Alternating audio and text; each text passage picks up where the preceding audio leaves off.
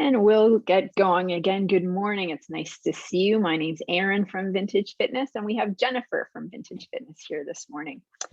So today it's all about nutrition, specifically for seniors. So we're going to talk about 10 ways, and I think we ended up with 12 ways in the end to improve your eating today that will actually stick. A lot of you are familiar with Vintage Fitness.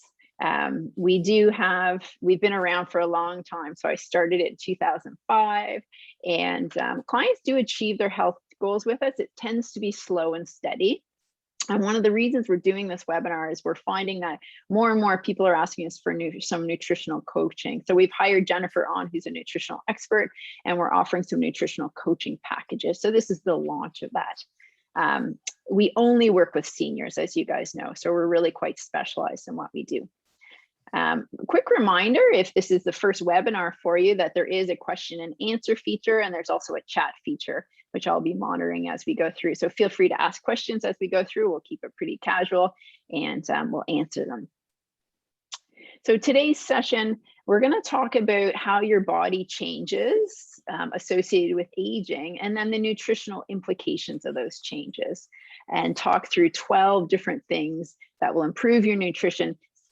Stuff that's really practical from our 16 years of experience in this area, the day-to-day stuff that actually works.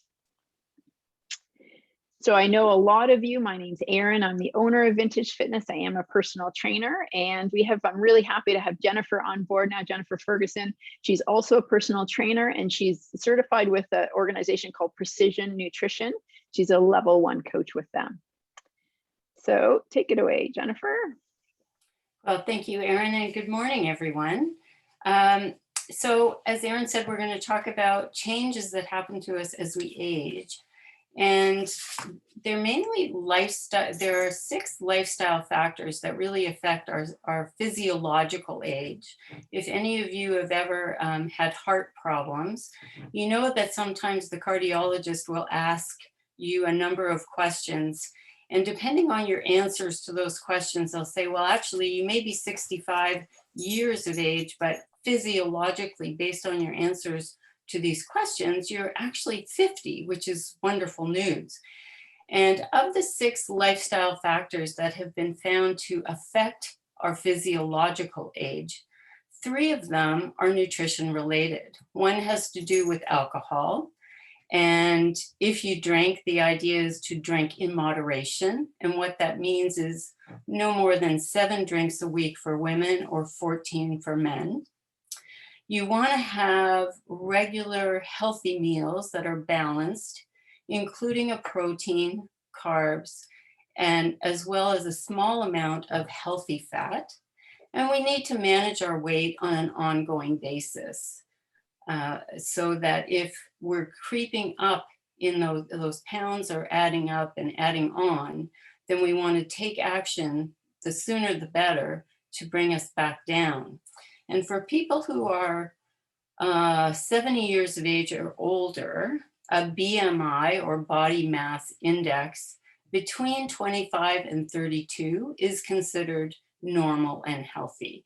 And if you want to calculate your BMI, you can just Google BMI calculator, and you enter your height and your weight, and it'll give you an indication of what it is. And it will also tell you whether that's normal or not.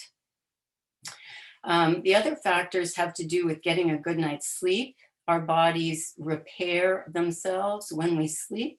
So it's really important that we get the rest we need, particularly if we're working out and working hard. Not smoking, I think we all know that one by now, and regular physical activity. It's been said that a sedentary lifestyle is the new smoking.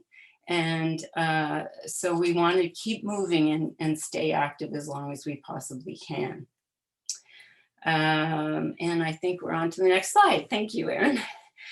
So one of the changes that happens as we get older is a change in body composition. In our youth, even through as we get older and into middle age, we're still fairly muscular. But your body loses lean mass or muscle mass as we get older. And we don't have quite so much energy as we used to have.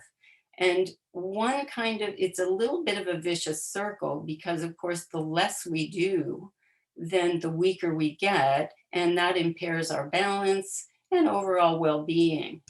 So, the one thing that we can do to help stave off that, well, actually, there are two things in particular that to at least delay or delay the loss of muscle mass is to ensure that we get adequate protein. And ideally, you want a little bit of protein in every meal that you eat. And we'll talk a little bit more later on how much we're talking about. And similarly, physical activity, strength training with weights in particular, helps build muscle mass so you can prevent or slow down the loss of it. Can we move to the next slide? Our bones. We know that calcium is very important, and calcium and vitamin D, because vitamin D helps us process the calcium. But as we age, our bones can become weaker, and it's usually because we're not getting sufficient nutrients to keep them strong and healthy. And again, if we're not working out and doing weight-bearing exercise, they have a tendency to thin out. And I'm sure you're aware of osteoporosis and what that means, and it puts us at greater risk of breakages, which can, in older age can be quite devastating. So we lose the ability to absorb calcium, which is needed for both our bones and our teeth. And so what we can do is make sure that in the food that we eat, we get enough calcium. And calcium-rich foods include things like tofu and cheddar, soy products and beverages, milk, dairy products, sardines, tahini, things like that. And many fruits and vegetables, as well as dark greens, include calcium. Now, we need vitamin D to synthesize the calcium and to absorb it. So what we want to do, if possible, is get 15 minutes a day of unprotected exposure to the sun. After that, you're definitely going to want to wear a sunscreen for other reasons, but 15 minutes of sunshine a day is actually good and helps us to make the best use of the calcium that we can. The other thing that some people like is a supplement called glucosamine, which is reported to help with creatine. What are sources of creatine? Creatine you can really find in meat, mostly. Glucosamine helps lubricate our joints. Some people prefer to take fish oil, and that may help. Although some of the research, not a lot of research has been done in the area of glucosamine, I don't think it's dangerous. But I would suggest that whatever supplements you're taking, you consult your doctor before you do that to ensure, particularly if you're on medication, that there are no adverse interactions with medications that you're on. Jennifer, there's just a question from Louise. She's wondering if you need to have the calcium and vitamin D at the same time, or can you spread them out in the day? Spread out during the day is fine. Yes. So things start to happen a little differently in our brains as well. I'm sure you've had a few moments, I know I have, where I think, oh, what was it I came upstairs to do? Our thinking patterns and how quickly we absorb information and sort of compute that information tends to slow down a bit as synapses slow in firing. And sometimes that has to do with a deficiency of thiamine or B1. Also, our body becomes less efficient at absorbing B12, and this can result in fatigue, dizziness, and a slight decline in mental function. So eliminating or definitely moderating the amount of alcohol we drink, because that definitely affects our brain, Ensuring that we get physical activity and getting lots of glucose and oxygen to the brain will help. But we want to manage those blood sugar levels. Our brain really prefers to have carbs or glucose as the first source of energy to operate. But we need to make sure that we don't have too much sugar in our system. And physical activity actually serves as insulin, bringing our sugar levels down if they're too high. If you smoke, highly recommended that you don't. You also want to ensure that you're getting enough omega-3s, which are healthy fats, through things like eggs and fish, vitamin E and folate, as well as eating foods strong or abundant in B12. So things like poultry, eggs, dairy products, and shellfish as well. The other thing about blood sugar levels, if they're too high, it can lead to inflammation in the body, not just in our brain, but in other parts of our body as well. And folates are really antioxidants that help decrease inflammation. So they're good to include. And Jennifer, we're just getting a question from Gwen. She's wondering if you can tell us a bit more about B vitamins, like B12, B2, just sort of a summary about B vitamins. Well, there are many of them, but B12 in particular is related to energy levels. So if we're not able to absorb it, then you're going to experience a decrease of energy and brain function or cognition, just rapid fire, quick thinking that you're used to. So B12 is something, it's hard to get enough. So through all the foods we eat. So that's why sometimes you supplement it.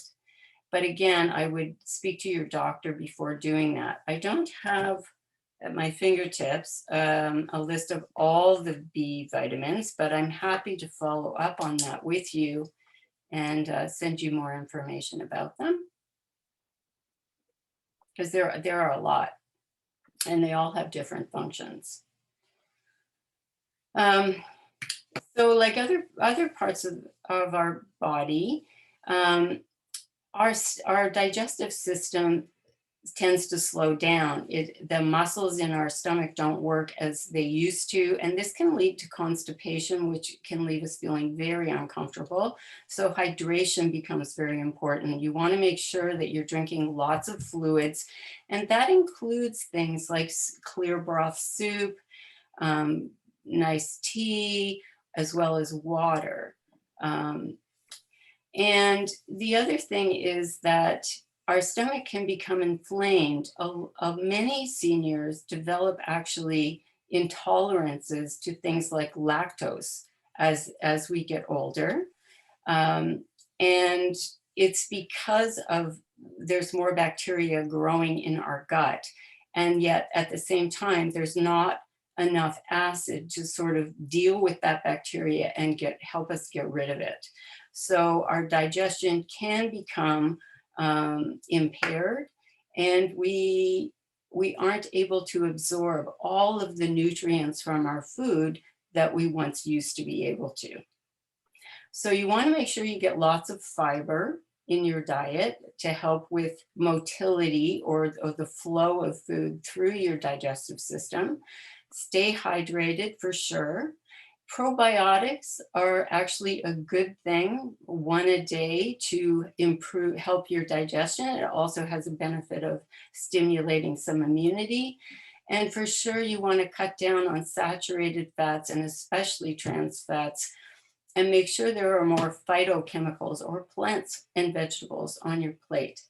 Sometimes a doctor will also suggest a digestive enzymes. Enzymes help to break up the food in our tummy, making it easier for it to flow through our system. Energy levels, I've touched on this. They do tend to decrease, and as I said, it can become a bit of a vicious circle if you're not eating adequately and you're not moving. In addition to hormonal changes, then it can just get lower and lower and lower. So you want to eat well, make sure you're getting some exercise, and help your body all as much as you can to sort of counteract the changes that happen as we get older. We tend not to eat as much. We don't have the appetite of a teenager anymore. Um, but we need to make sure that what we are eating is well balanced. For women, post-menopause, our iron levels actually tend to go up, but not all the time. And we can lose our sense of thirst. Uh, and we don't realize that our body is actually in need of water because we don't feel thirsty. So it's important just to keep a water bottle beside you and make sure that you have enough throughout the day. So you want nutrient-rich foods, not necessarily calorie dense, but nutrient-rich foods. Targeted supplements, the B12 for sure, if you're feeling a lack of energy, may help you and help you absorb more of the nutrients that you need. And staying hydrated will help you as well. And so the recommendation is between 8 to 12 cups a day, which sounds like an awful lot, I know. But when you think that that includes, things like soup and your coffee in the morning, maybe, or tea in the afternoon, I think it's manageable. One way to think about it is to have a glass first thing when you wake up, another one with every meal, and you're halfway there already. And then you can add more in. Hormonal changes happen as we get older too. You may have noticed a decrease in, your interest in sex. You may have mood changes, easily irritated, or just not paying attention to things. Estrogen and progesterone levels decrease in women and testosterone in men. And we produce less insulin, which means, so the pancreas is producing insulin, but it's doing so at a lower rate. So what that means is insulin is excreted or sent out by your pancreas to lower blood sugar levels. If we're producing less, you've got elevated blood sugar levels. So exercise is a good, counteracts that if our insulin is low. And many people in their older years develop type 2 diabetes. Depending on the severity, it can be managed through diet, but you may need some additional medical assistance as well with that.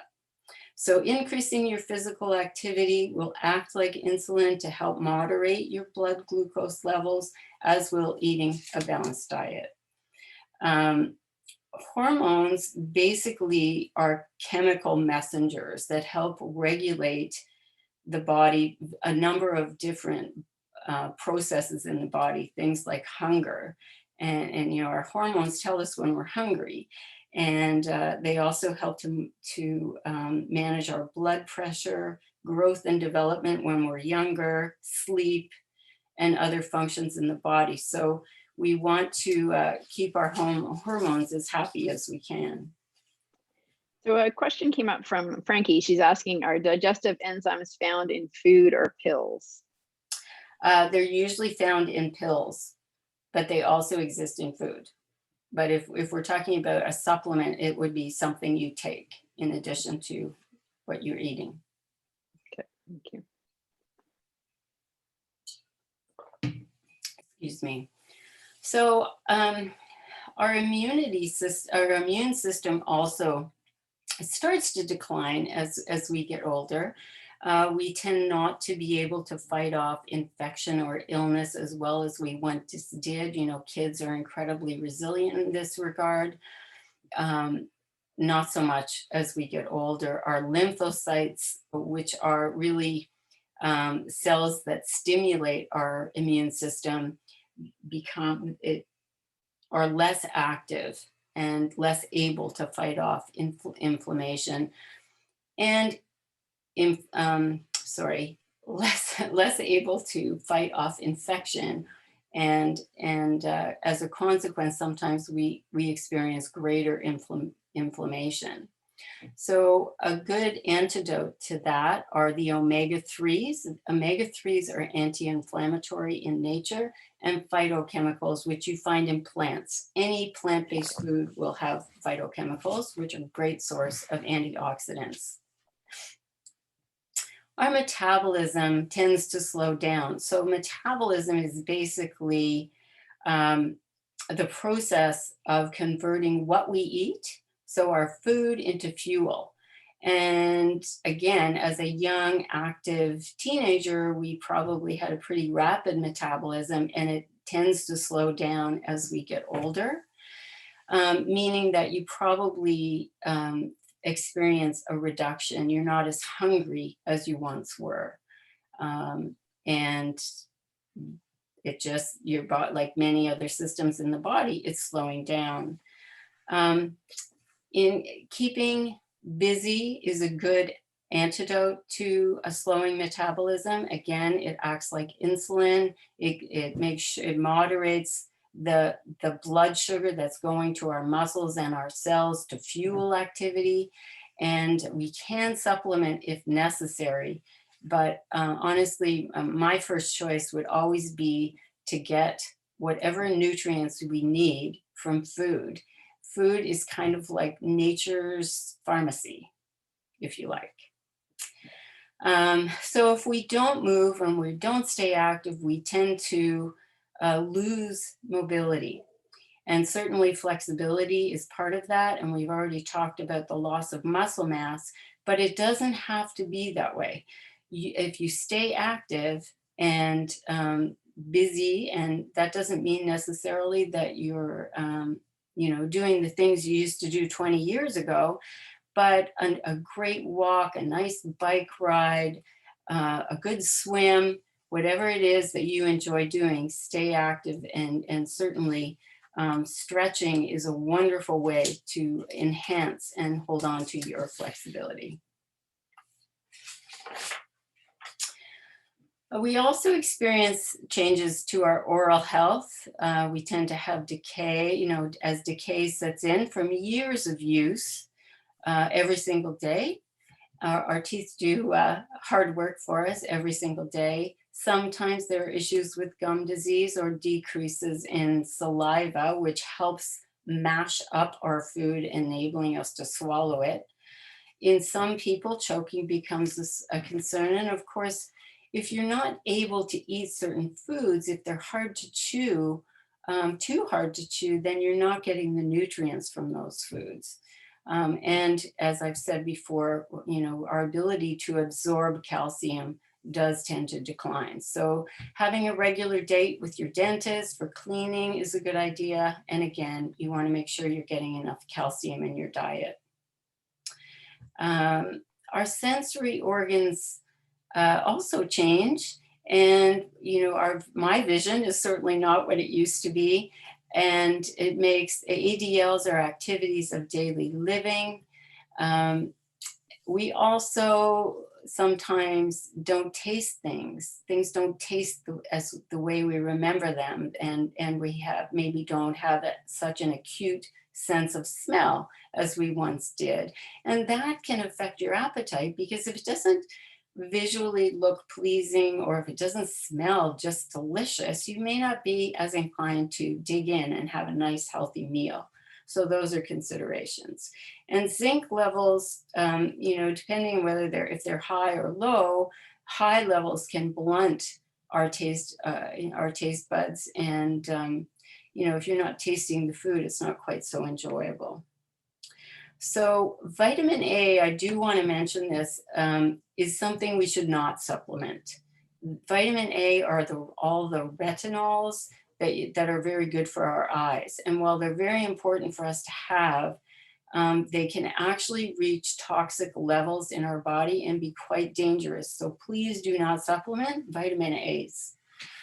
Again, antioxidants are going to help you, as are carotenoids. Carotenoids you'll find in lots of vegetables, the orange, yellow vegetables.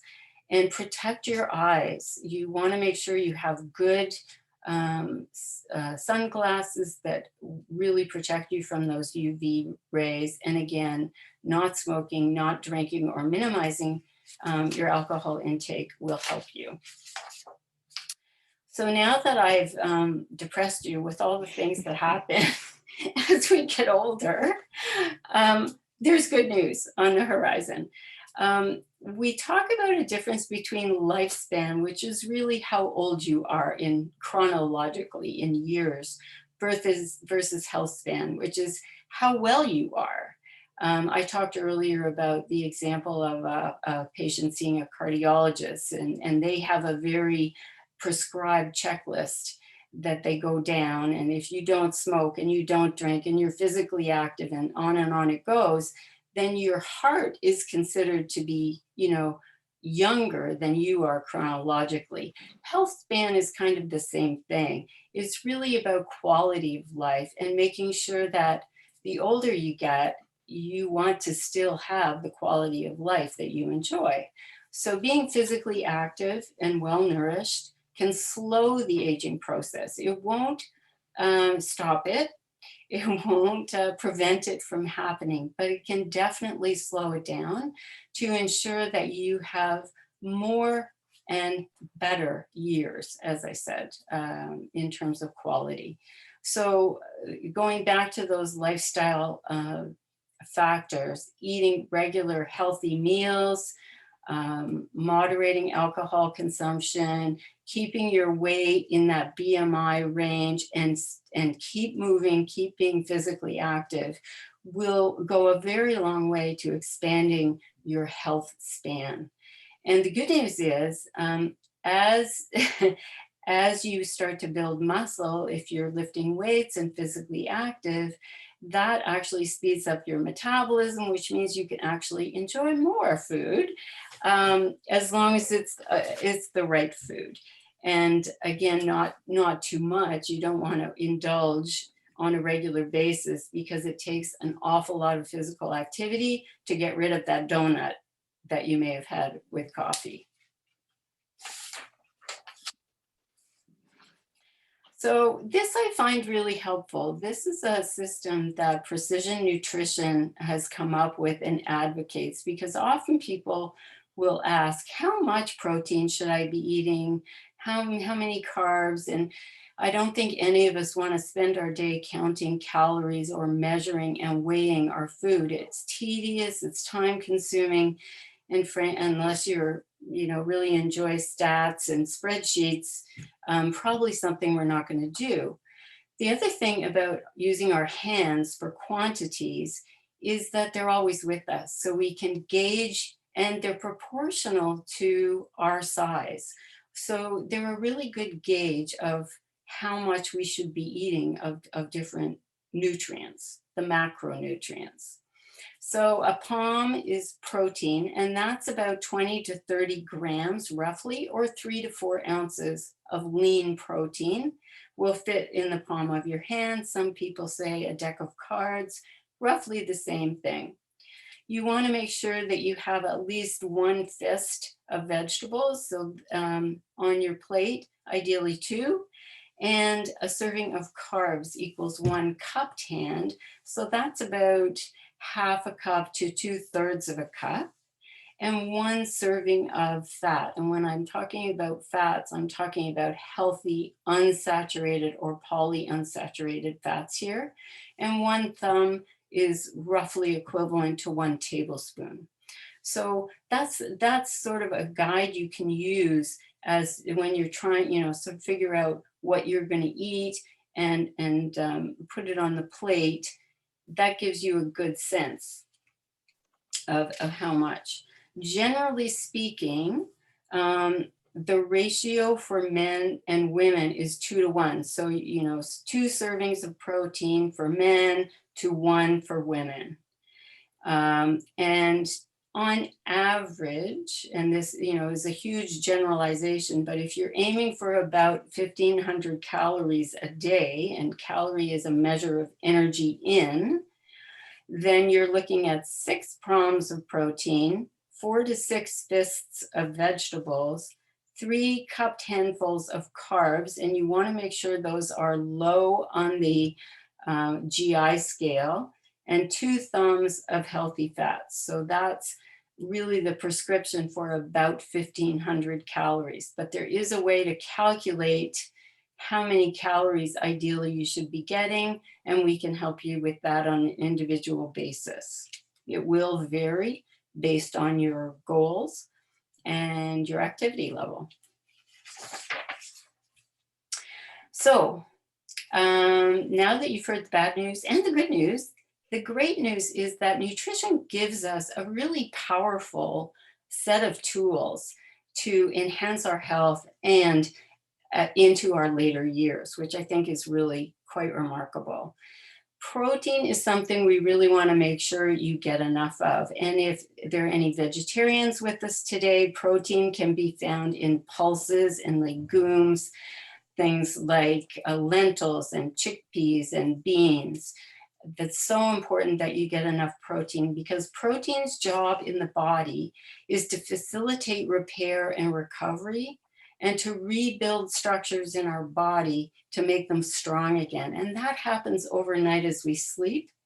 And the other thing is you want to make sure that you get it spread throughout the day. I think I may have mentioned that before, so that that keeps your energy level up. So be sure to include a protein in the morning and at breakfast if you're a breakfast eater. Not everyone is.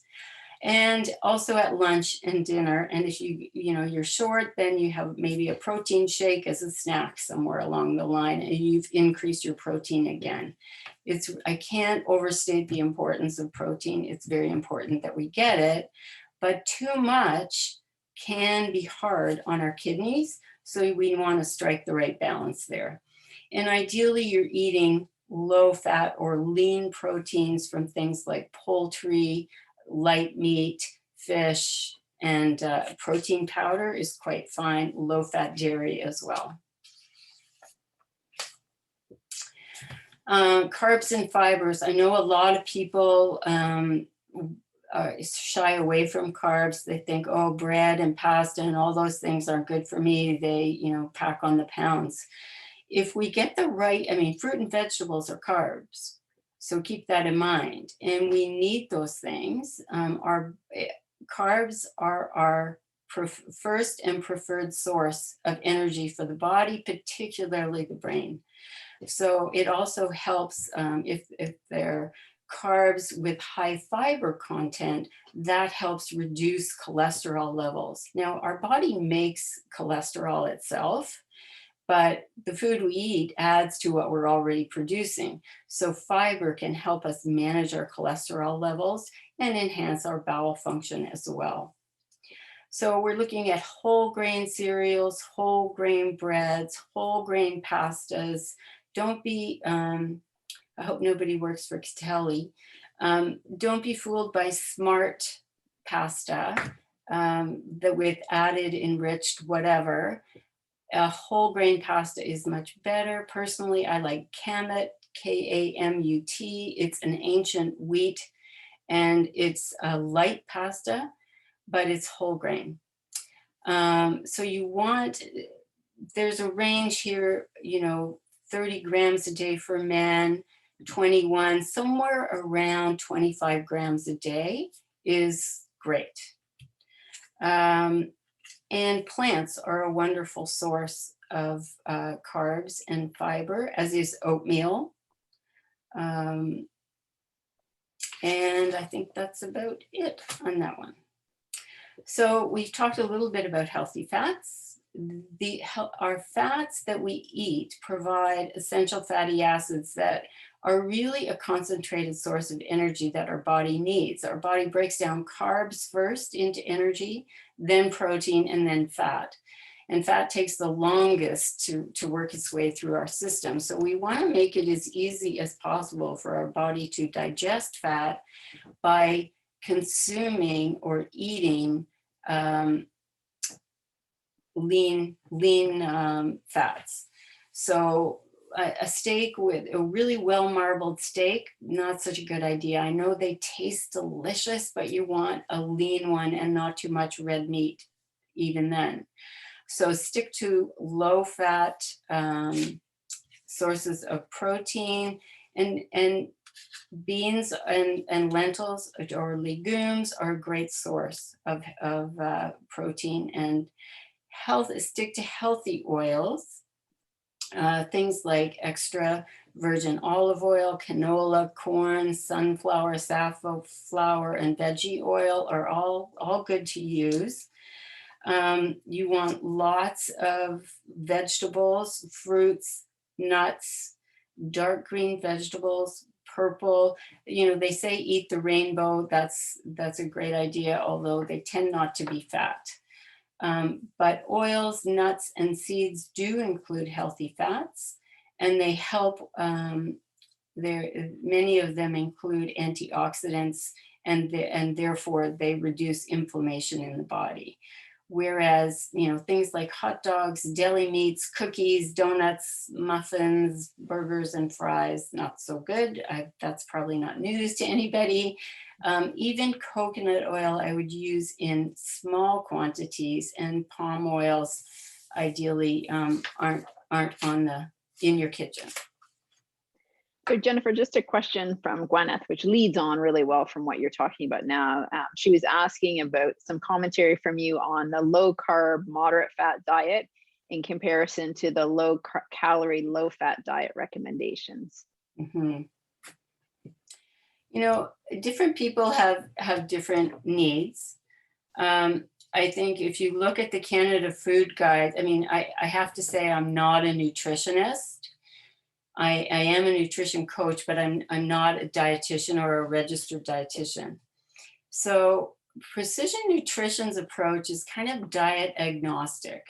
They say, based on things you like, food exists along a continuum of, whole foods on one end, which tend to be healthy, and processed foods on the other end. So you want to move as close as possible to the whole food end of the spectrum, because in processed foods, there are all kinds of additives in there that aren't very friendly to your body. So I'll start with that. But in terms of, some people thrive on a low carb, higher protein and or fat diet. I would suspect that it will only be for a period of time. And that's what many organizations out there sort of proselytize, if you like. They promote this quick fix. What we're trying to do is change habits so that you can, by making small changes over time, you can shift to a well-rounded, healthy diet that is sustainable over the long term, so you don't do the yo-yo dieting thing. Having said that, if someone wants to eat a keto diet, then we try and work with that if that's their preference. But we just try and round it out a little bit so they're not going up and down and following the latest fad. That's kind of our whole philosophy at Precision Nutrition. I hope I answered your question. Hydration, we've talked about. Very important to stay hydrated, especially if you are physically active. Make sure that your hydration needs will increase if you're active, but your kidneys are less efficient. So there is a fine line there. And I think your doctor is the best one to advise you in that regard, depending on your current health. Vitamins, again, stay away from A, don't supplement with A, and please, things you may want to consider: iron, B12, vitamin D and C, vitamin E and folate. Do check with your doctor, especially if you're on medication, because there can be adverse interactions that you don't want to go there. And just a note on medication, in that people 65 years of age and over take about a quarter of all the prescription and over-the-counter medications sold on this continent. And while they offer many great benefits, they can have some serious interactions and side effects with supplementation. So that's why I voiced that note of caution there. And, a simple blood test can tell your doctor what your levels are, and then he or she can make a prognostication from there and decide what will serve you well.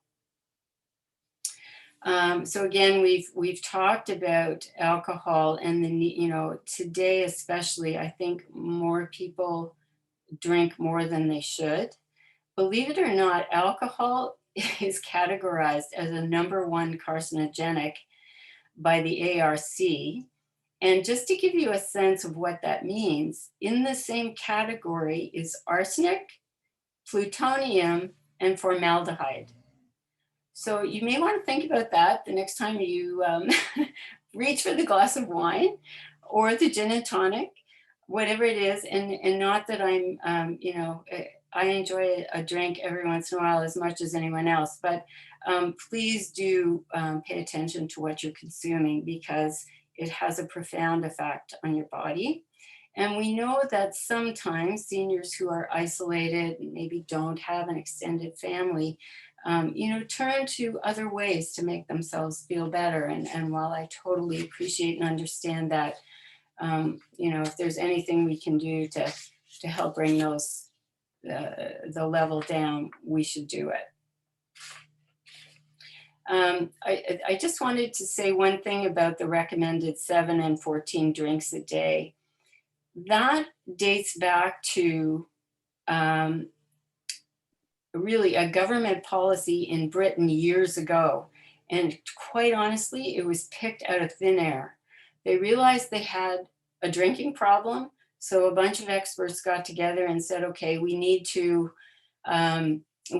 somehow address this. So let's put out a recommendation. And because the research wasn't there to back it up, they didn't necessarily pick these numbers, but something close to them. So you've heard the controversies or conflicting views, I should say, about, a glass of red wine is a good thing. No, it's not. Like everything else, in moderation, it's probably quite fine.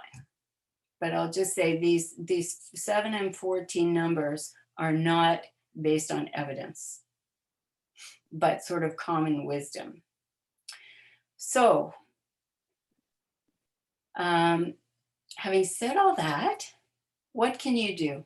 What strategies can you use to take your health and nutrition to the next level? I think the first thing is always a good starting point is, why do you want to do this? What's really driving you to make a change? And I'm going to turn it back to Erin for the poll. Yes. I think that everyone's viewing the questions. We're just starting to get the responses coming in now.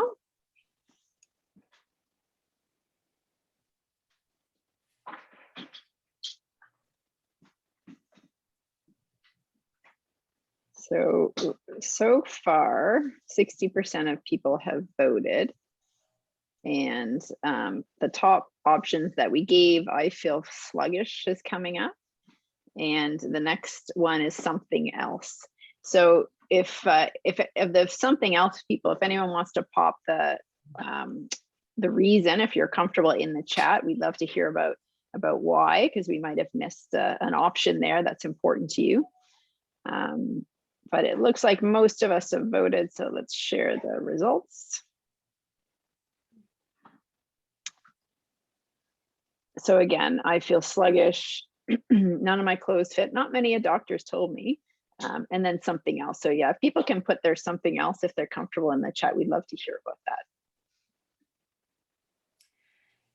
And the reason why I would ask you to take the time to really think long and hard about this is, because it seems like a good idea today probably won't help you stick to it 3 months from now. You really need something that's driving you.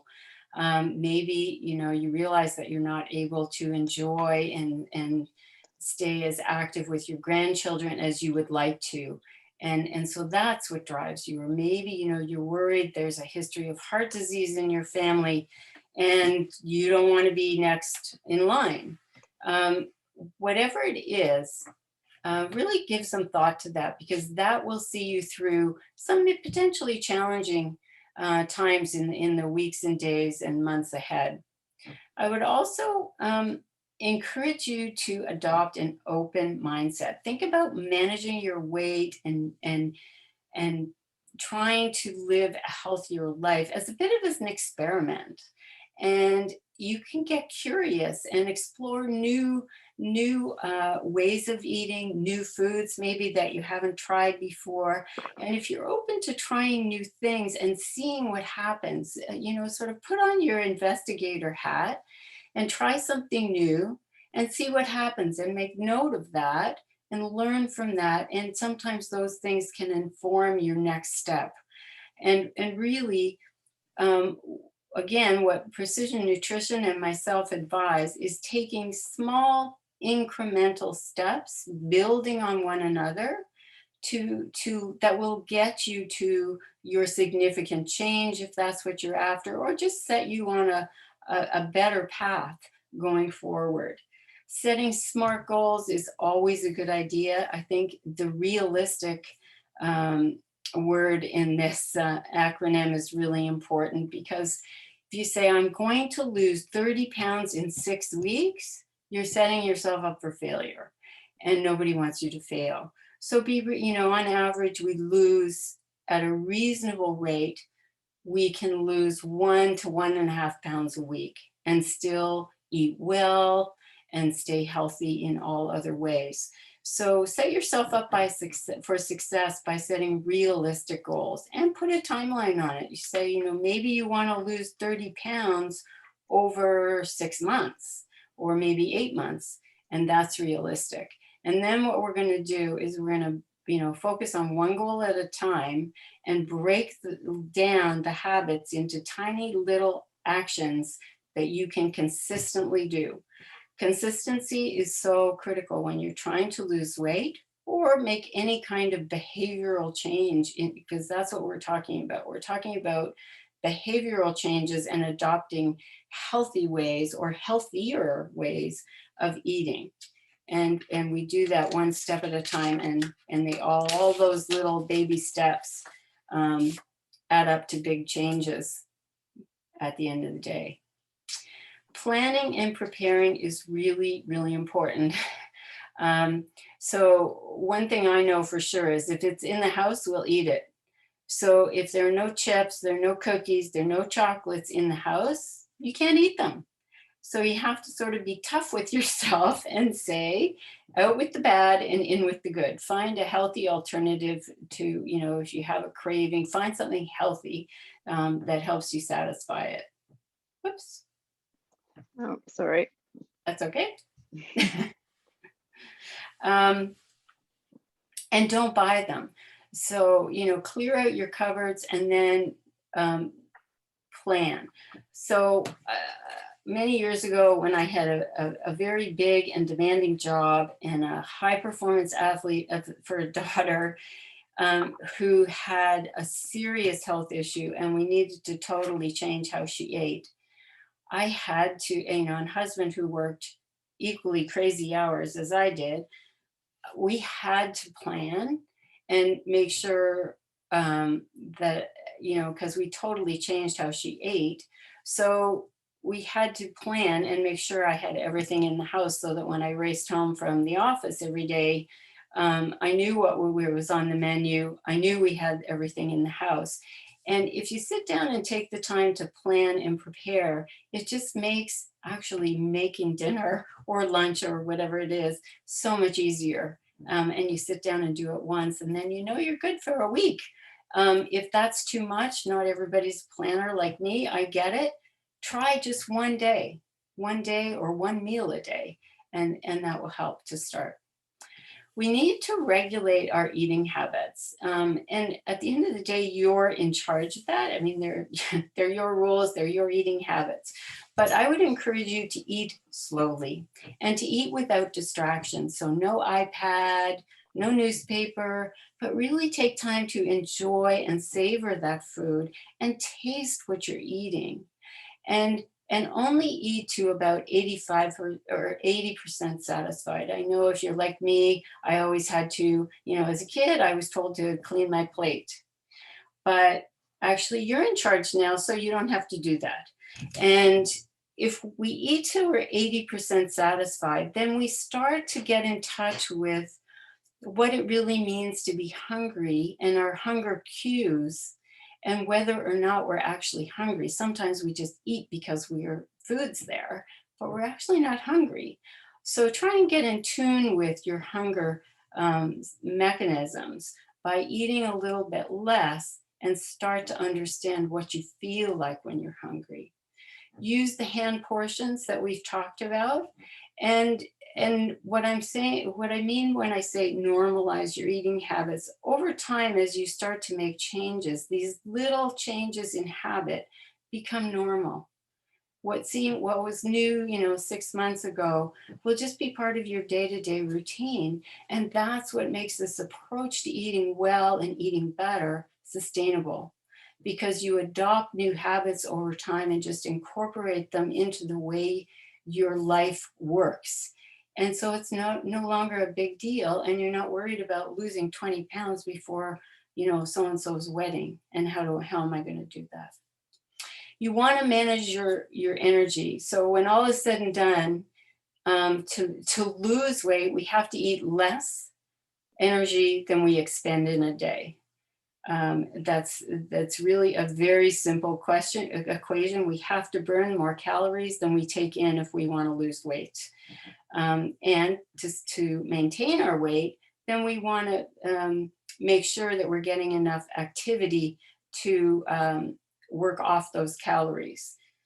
But be mindful, one muffin will cost you about an hour on the treadmill. So it's not quite as easy as we think.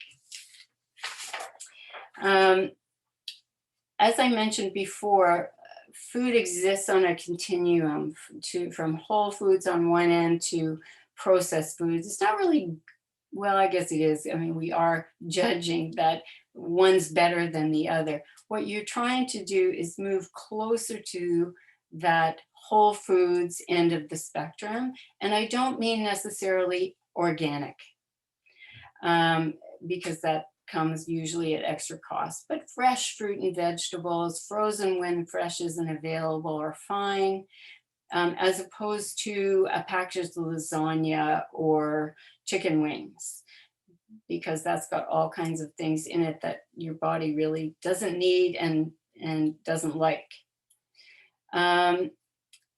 You want to make sure you consume the right amount of nutrients, the macro ingredients of protein, carbs, and fibers. You've got, and healthy fats. Make sure you're hydrated. Supplement only if you absolutely have to, because you should be able to get everything you need from your food. And if you drink, do so in moderation. So Jennifer, there's just a question from Gail. If you could talk for a minute about gaining weight, the good strategies if you're trying to gain weight. Yes. So if weight gain is a goal, then we would probably increase the fats and the carbs. Maybe adding another cupped handful of carbs, maybe adding another thumb of healthy fats to your diet. And depending on, but I would really want to look at things in their totality as opposed in isolation. Other things that are happening in your life, maybe you're running a marathon every week, and that would dictate a whole different strategy. So it really, we need to look at it on an individual basis because everyone is different. But generally speaking, you would bulk up on those two things, carbs and fats. Rest and recovery is so important, as I said before. It's your time for the body to repair, relax, and rebuild itself. So please establish a bedtime routine and make sure you get, adequate sleep. support network, a buddy can make a world of difference when you're trying to achieve something. You know, if you're struggling with an issue, maybe someone you know is too. And if you team up, you know, you'll each develop strategies and can share those between you, or having a group to exercise with on a regular basis, or share healthy recipes with, all good strategies, or family members. And and especially family members, because of course, you know, it's like somebody trying to quit smoking and having a smoker in the house, right? If you're trying to eat better, hopefully everyone in the household is on board and can support you with that. And by all means, keep moving. We need strength training, aerobic or cardio activity is good. You want to keep doing some flexibility work and balance, because that too tends to decline as we get a little bit older. So those are 12 strategies I hope you find helpful. And if any of you are interested, there's a great book out there. It's called The Cure for Everything, a bit tongue-in-cheek title, but it's written by a gentleman by the name of Timothy Caulfield. He's a health policy analyst in Alberta, and he goes through a sort of big industry in terms of fitness, food, supplements. It's a great book. He's quite entertaining. So I'd highly recommend that. He kind of makes it his business to debunk junk science, if you like. So I wanted to share with you a success story of a woman I worked with. This is Annie. She's 65 years of age. She came to me in April and said she just felt awful. She'd been taking care of everyone else in her life, and kind of neglected to take care of herself. So she decided that it was her time, and she lost a lot of weight and brought her BMI back down to normal in about 14 weeks, may have been 15. But you know, she's surpassed her stretch goal. She was hoping to get to 150. She cleared 145, and she's probably going to get down to about 140, which for her height is very, very reasonable. She was so determined. She didn't used to eat breakfast or lunch. In caring for the people in her life, you know, she'd skip breakfast. She'd get back from the nursing home and she'd be starving and grab the first thing that she saw. So we worked on some strategies to help her avoid that. She's now eating 3 meals a day, healthy meals, enjoying it more, and she's been working out very regularly, 3 times a week, plus her walks. She has a great group of women that she walks with, and they go at a good clip for about 3 or 4 kilometers, 4 or 5 times a week. So she worked really hard, and I'm very happy to have helped her achieve her goals. That's great. Thanks so much, Jennifer. And a lot of people are just saying, oh, I'm so glad we're getting the recording, and lots of questions. So that's amazing. We do have a nutritional coaching program that we are launching with Jennifer, as I mentioned. And it's really for people that maybe have tried this a number of times and need some support and accountability and knowledge. So if you're in this situation, you've tried unsuccessfully many times to change your eating habits, you're feeling kind of unmotivated to start, and you need some expert practical nutritional guidance from someone who works only with seniors. We do have a new program called Eat Better, Feel Better. It includes a nutritional assessment. Jennifer does. She actually comes in and does a kitchen clear out and a grocery shopping trip at your local grocery store, and it's really teaching you how to shop again and your new way of eating. And then there's also 3 45-minute virtual coaching sessions included with that. So that one is $4.99. I will send the direct booking link with the recording tomorrow. If you have any questions about that, please feel free to email Jennifer or I. It's just Aaron@vintagefitness.ca or Jen@vintagefitness.ca, and we'd be happy to tell you about it. This is also good for people that are doing personal training and want to add on for nutrition. For people that want to do some exercise and nutrition, we have a program which is Eat Better, Move More, and Feel Better. Similar kind of program, but you add in the best-in-class seniors fitness assessment to that. And then you add in 5 45-minute virtual personal training sessions with a seniors fitness expert, as well as a personalized exercise program. So if you have any questions or you're interested in those, please do get in contact with us. Do we have any other questions? Maybe in the chat, you can see if you have any other questions for us.